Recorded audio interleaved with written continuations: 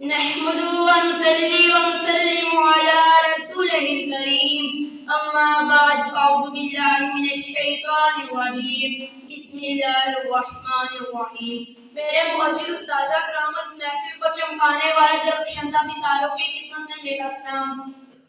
مجھے آج اس موضوع پر لفظ کرنے کا موقع مل رہا ہے، اس کا عنوان ہے نماز۔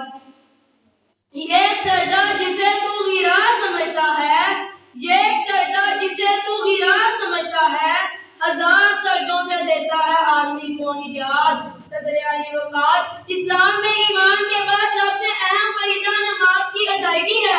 اللہ رب العزت نے قرآن مجید میں بے شمار مرتبہ ارشاد فرمایا اقیموا الصلاۃ، یعنی نماز قائم کرو، کیونکہ میرا اللہ رحمان ہے، رحیم ہے، عزیز ہے، قریب ہے اور مہربان بھی ہے۔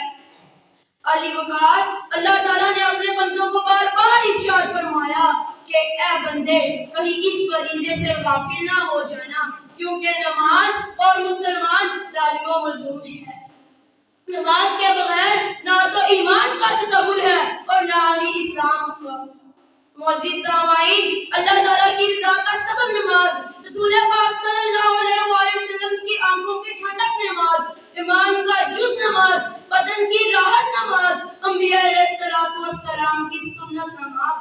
غرض یہ کہ نماز مومن کی معراج ہے، دین کا ستون ہے اور چہرے کا نور ہے۔ بے شک نماز قبر میں چراغ ہے اور منکر نکیر کے سوالات کا جواب ہے، تو پھر تم نماز قائم کرو۔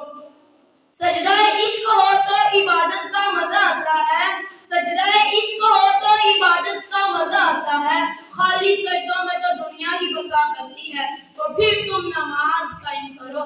بس اپنے کردار کا تو غازی بن جا، جیت نہ پائے کوئی تجھ سے ایسی تو غازی بن جا۔